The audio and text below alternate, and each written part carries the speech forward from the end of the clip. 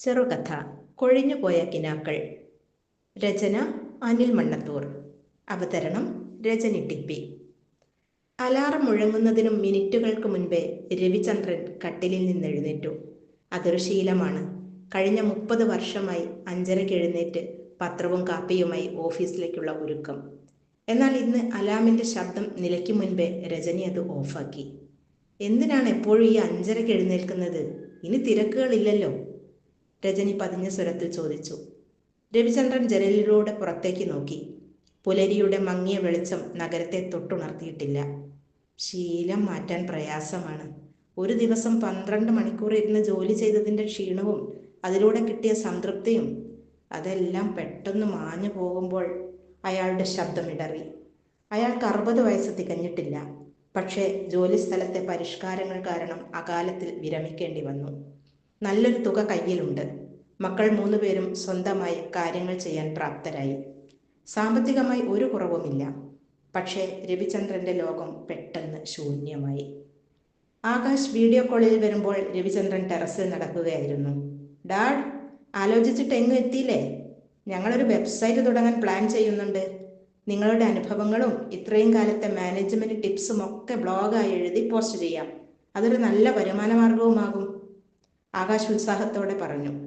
രവിചന്ദ്രൻ്റെ മുഖത്ത് ഒരു പുഞ്ചിരി വിരിഞ്ഞില്ല. എൻ്റെ അനുഭവങ്ങളോ?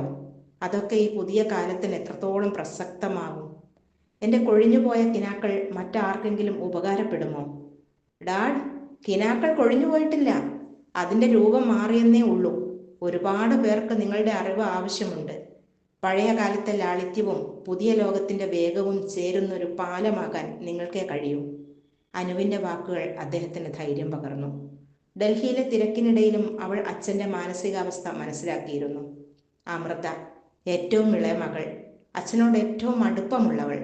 അവൾ ഒരു ദിവസം വൈകുന്നേരം അടുക്കളയിൽ രജനിയുടെ അരികിൽ ഇരുന്ന് സംസാരിക്കുകയായിരുന്നു.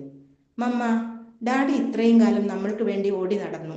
ഇപ്പോൾ അദ്ദേഹം ഒറ്റയ്ക്കായതുപോലെ തോന്നുന്നുണ്ടാകും. പഴയ സുഹൃത്തുക്കളോടൊക്കെ സംസാരിക്കാൻ പറയണം. അദ്ദേഹത്തിൻ്റെ ഹോബികൾ എന്തായിരുന്നു? എഴുത്തും വായനയും ആയിരുന്നില്ലേ? അതൊക്കെ തുടങ്ങാൻ പ്രേരിപ്പിക്കണം. രജനി തലയാട്ടി. ശരിയാണ്, ഞാനും അത് ആലോചിക്കാറുണ്ട്. നിങ്ങൾ 3 പേരെ വളർത്താൻ വേണ്ടി അദ്ദേഹം ഇഷ്ടപ്പെട്ടതൊക്കെ വേണ്ടെന്ന് വെച്ചതാണ്. പിറ്റേന്ന് രാവിലെ രജനി പഴയ ഒരു കവറുമായി രവിചന്ദ്രൻ്റെ അടുത്തേക്ക് വന്നു. അതിൽ നിറയെ കയ്യെഴുത്തു പ്രതികളായിരുന്നു. കവിതകൾ, ചെറുകഥകൾ, ലേഖനങ്ങൾ, എല്ലാം 30 വർഷം മുൻപ് എഴുതിയവ. ഇതൊക്കെ എവിടുന്നാ രജനി? രവിചന്ദ്രൻ അത്ഭുതത്തോടെ ചോദിച്ചു. നിങ്ങൾ ഉപേക്ഷിച്ചതാണ്, പക്ഷേ ഞാൻ കളഞ്ഞില്ല.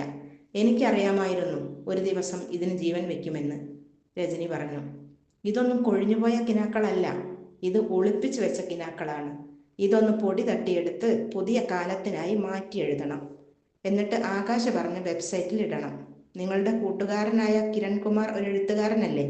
അദ്ദേഹത്തോട് സംസാരിച്ച് ഒരു പുതിയ വഴി കണ്ടെത്താമല്ലോ. രവിചന്ദ്രൻ കയ്യിലെ കടലാസുകളിലേക്ക് നോക്കി. തൻ്റെ ഇഷ്ടങ്ങളെല്ലാം ഉപേക്ഷിച്ച് കുടുംബത്തിനായി ഓടി നടന്ന പഴയ കാലം മനസ്സിൽ തെളിഞ്ഞു. മക്കളുടെയും ഭാര്യയുടെയും സ്നേഹം തനിക്കായി തുറന്നു വെച്ച പുതിയ വാതിലായിരുന്നു അത്. നഷ്ടപ്പെട്ടെന്ന് കരുതിയത് തന്നെ കാത്തിരിക്കുന്നു. അദ്ദേഹം രജനിയെ നോക്കി ചിരിച്ചു. മനസ്സിൽ വല്ലാത്തൊരു ഊർജം നിറഞ്ഞു. നീ പറഞ്ഞത് ശരിയാണ് രജനി. എൻ്റെ കിനാക്കൾ എങ്ങും പോയിട്ടില്ല. ഇനി ഞാൻ എഴുതാൻ പോകുന്നത് എൻ്റെ പുതിയ കിനാക്കളെക്കുറിച്ചായിരിക്കും. അയാൾ ഉടൻ തന്നെ ആകാശിനെ വിളിച്ചു. എടാ മോനെ, ആ വെബ്സൈറ്റിൻ്റെ പണികൾ തുടങ്ങിക്കോളൂ. ഞാൻ എഴുതാൻ തയ്യാറാണ്. പുതിയൊരു ജീവിതത്തിലേക്കുള്ള രവിചന്ദ്രൻ്റെ ആദ്യ ചുവടായിരുന്നു അത്. അവൻ അറിഞ്ഞ വിരമിക്കൽ ഒരു അവസാനമല്ല, മറിച്ച് പുതിയൊരു തുടക്കമാണെന്ന്.